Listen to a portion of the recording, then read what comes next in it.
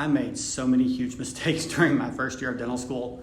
Now that the first year is finished, it is time for me to reflect. What did I do right? What did I do wrong? What can I improve on? What should I continue doing the same way? Today, I'm going to share with you the 3 biggest mistakes I made during the first year of dental school.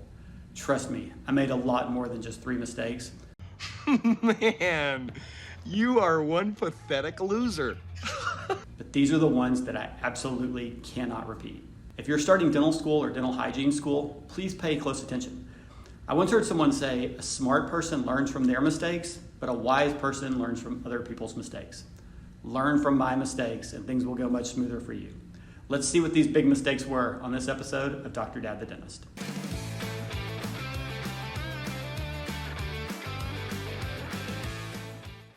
Welcome to this episode of Dr. Dad the Dentist. Let's jump right in and look at big mistake number 1 that I made, which was waking up at 5 a.m. every day. Some of you may be saying, of course waking up at 5 a.m. is a huge mistake. Who gets up at 5? Well, I actually like getting up at 5 a.m. My brain is uncluttered and I am usually super productive. There is no noise, no distraction. It's just me, the quiet, and my coffee. I had been getting up at 5 a.m. for about 2 years before I started dental school, and it was a really good routine. However, things got a little haywire a couple months in after school began. But first, let me give you a little bit of background. For years, I have had some sleep challenges, we'll call them that. I will fall asleep as soon as my head hits the pillow and then wake up about, 8 to 10 minutes later, wide awake, and then I am up for 3 or 4 hours. I mean, wide awake, no chance of going back to sleep. It is unbelievably frustrating. I've tried lots of things to remedy this problem, but nothing seems to work. When school started in August, I was sleeping fine, no problems. I was going to bed at 10 p.m., getting up at 5 a.m., all good. But I hit a stretch of a couple months where I'd started doing the waking up thing. I would be up until 2 or 3 a.m. and then force myself to still get up at 5 a.m. Basically, I would get about 2 to 3 hours of sleep total. Maybe that works for some people, especially those that are younger, but it doesn't work for me. I need more than 2 to 3 hours of sleep. This resulted in me being incredibly tired. For me, a tired brain does not retain information well, and there was a lot of information coming my way. It went like this. I wouldn't sleep, I would try studying the next day, and it would be very unproductive because I couldn't concentrate. Then I would fall behind. This would make me anxious, which would worsen my sleep issues, rinse and repeat. It was a really bad cycle.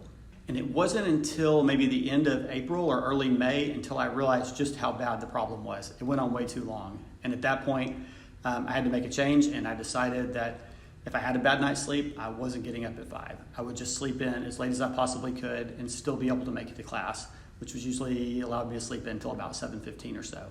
I had less actual study time, but the time I had was actually way more productive, and things started to improve finally. So lesson learned, sleep has to be a top priority. Trying to study with a tired mind is fruitless and just results in bad things. Prioritize sleep and studying will take care of itself. There's a guy named Andrew Huberman. He's a very famous neuroscientist. He sums up how important sleep is very well. Check this out. If you think sleep is just about rest, think again. Sleep is one of the most active and essential biological processes your body and brain go through every single day. It's not passive downtime. It's prime time for repair, reset, and growth. From a neuroscience perspective, sleep is the foundation of your brain's ability to function. During deep sleep stages, your brain cleans itself, literally. A system called the glymphatic system flushes out metabolic waste and toxins that build up during waking hours. If you're not sleeping well, those toxins, including ones linked to neurodegenerative diseases, accumulate. So when you sacrifice sleep, you're not gaining time, you're borrowing energy from tomorrow and repaying it with interest. Sleep impacts everything: your ability to focus, to control your emotions, to form new memories, to make decisions, to physically recover, to regulate hormones like testosterone and cortisol. It all depends on sleep. One night of poor sleep drops your cognitive performance, weakens your immune function, decreases glucose metabolism, and even lowers your pain threshold.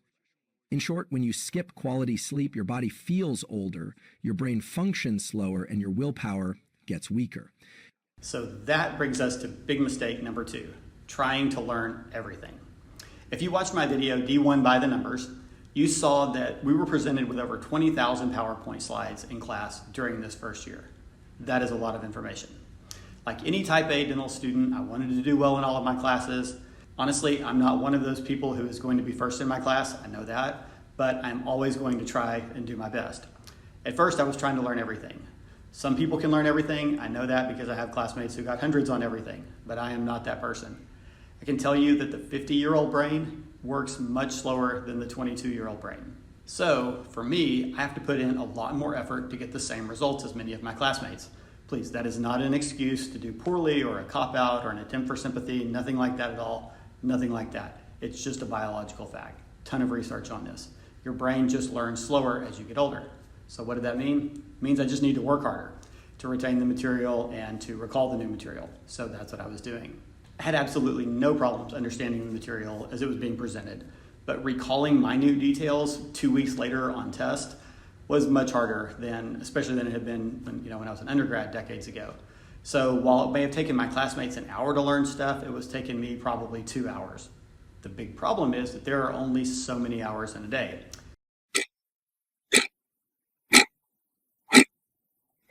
And I realized I had to prioritize what was most important.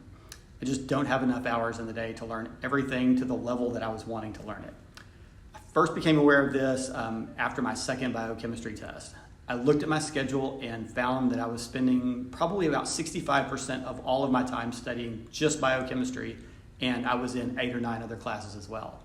I was talking to my wife about it, and she made a very good point, as she usually does. She said basically, you're learning to be a dentist, not a biochemist. Do what you have to in biochem, but put your focus on your dentistry classes. Made sense. But it also meant a huge shift in my thinking. I had to wrap my head around, okay, I just have to pass biochem. If I get a B or C, it's perfectly fine. Put your focus on what is going to make you a good dentist. I'll never, ever, ever have to know about the Krebs cycle again. But I do need to know the risk modifiers for periodontal disease.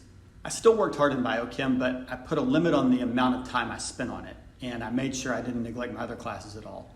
The lesson I learned is that you just can't learn everything, especially if you're an older student. You have to prioritize your learning and make sure the most important material is learned properly, then do the best you can to learn the rest of it. By the way, I still ended up getting a B in biochem, so I was super happy. And that brings us to the final big mistake, number 3, not taking time for myself. There's a fantastic old movie that starred Robert Duvall called A Civil Action that has a scene that I absolutely love. In the scene, Duvall shares the importance of taking time for yourself. Check this out. Mr. Thatcher, Mr. Doyle asked me to bring this to you.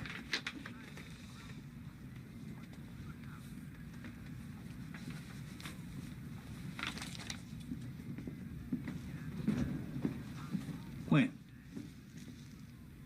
When did he ask me? Yeah. Just now. On your lunch break? That hardly seems fair. I must never go to lunch, sir. Too much to do. Oh. I just grabbed something. You know, if I were you, I'd make a point of taking that hour or so away from all the noise and insanity of this place. I should do that. I'd find a place for myself where I could go that was relatively quiet and peaceful. Have a sandwich, read a magazine. Maybe listen to a game out at Fenway if one was on. Huh? And I'd make sure everyone knew I didn't want to be disturbed during that hour or so of solitude. Because that would be my time, my own private time, which no one, if they had any sense of self-preservation at all, would dare interrupt. If I were you. I'm sorry. I'm a very structured person. I have a schedule and I stick to it. Early in the year, I had time scheduled every evening to work out. My favorite hobby is triathlon. I love it. I had scheduled to ride my bike or run or whatever every evening, and I was sticking to my schedule. But when the sleep problems kicked in and I got behind in classes, I ended up giving up my workout time. I absolutely knew better than to do this, but I did it anyways. The result, nothing good. Working out is what keeps me sane and helps me relieve my stress. My kids used to tell me, "Dad, you're getting cranky, you need to go for a run." Unfortunately, I willingly gave up my stress relief. This was not smart. This made me more stressed out, which probably made my sleep issues worse, which made everything else fall apart. Bad idea. Basically, I was compounding, big mistake, number 1. I kept rationalizing it, saying, I've got so much to study, or I need to spend another 2 hours in sim clinic that I just don't have time to work out. Again, bad move. I would say of all the mistakes that I made this year, and I made a bunch, this had the biggest impact. Next year, I will absolutely make time to work out every single day. It has to be a non-negotiable. I feel better afterwards, my mind is clearer, it helps me sleep. Taking 30 minutes to run or ride or swim does so much more for me than 30 minutes of unproductive studying will. Yes, studying is important, obviously, but my physical and mental health are way more important. I'm not good to anybody if I'm stressed out, sick, or tired. Time for myself has to be a top priority. I need to follow Robert Duvall's advice. So, there you have it, the 3 biggest mistakes I made this year. Thankfully, none were critical, and I made it through the year just fine. The real takeaway is that I need to make sure I don't make these same mistakes again next year. What's that old saying? Insanity is doing the same things over and over again and expecting different results. I'm working to set up my schedule a little bit differently, put some new systems in place to make sure that that doesn't happen. Are you a dental student or a dental hygiene student? What are some of the mistakes that you made while in school? Leave a comment below telling what they were and what you did to correct them. Thanks for joining me on this episode of Dr. Dad the Dentist. Follow your dreams, it is not too late. If you would, please hit the subscribe button below, it really helps. And if you like this video, hit the like button. You can also follow me on Instagram, TikTok, and Facebook. It's all at Dr. Dad the Dentist. See you next time. Hey!